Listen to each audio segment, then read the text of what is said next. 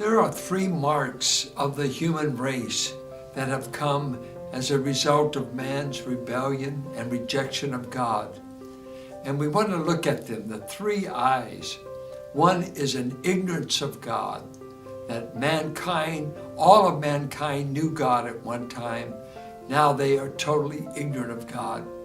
The second thing that happened is they invented their own gods and became idolaters. And the third evidence of this worldwide rebellion and rejection of God, and then the signs of that, is gross immorality that exists in the human race. Listen to what Paul says in Romans 1:21. For although they knew God, they neither glorified him as God, nor gave thanks to him, but their thinking became futile, and their foolish hearts were darkened.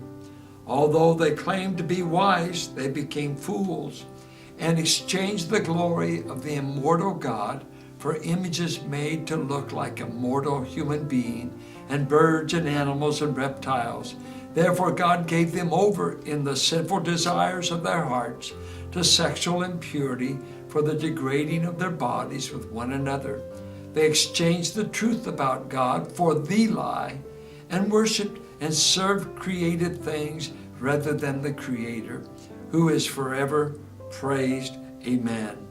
He goes on to say, because of this, God gave them over to shameful lust. Even their women exchanged natural sexual relations for unnatural ones. The same way men followed in the same pattern. Three things happened though. Mankind gave up what they did know about God, so that they're without excuse. And he goes all the way back in verse 18. They suppressed what could be known about God. It's amazing how much effort there is made to say God doesn't exist. God could not have created. There is no such God. And you've got to work against all of his creation. You've got to deny conscience. You've got to deny guilt, shame. Everything God says happens when people choose to be ignorant of me. Are you not amazed how much stuff you know that is just trivia and wouldn't do you a bit of good in the day of judgment? And yet you know so little about God. He goes on to say, man is a religious being. He never gives up worshiping. But what he's done, he's changed the object he will worship. God says you would rather worship a snake than to acknowledge me as the true God. You'd rather worship yourself. You'd rather worship animals. I remember seeing films years ago about people kissing the head of a cobra in India as a part of their act of devotion, risking their life just to kiss something they'd made an idol. While visiting Singapore, I went by a temple in which there were thousands of gods, man-made gods, made of clay, wood, metal. You see, there's something in mankind. They want to worship. Their problem is they picked the wrong objects. He goes on to say their behavior.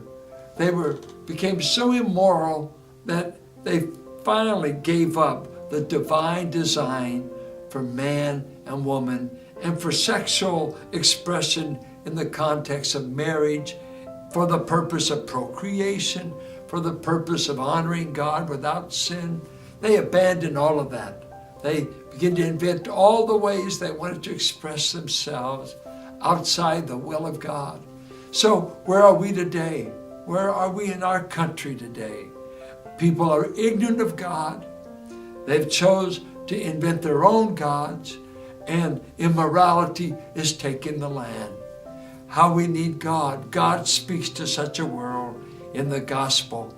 There's no question we are in need of being restored to the God who says, without me, you'll become ignorant, you'll become idolaters, and you'll give yourself to gross immorality.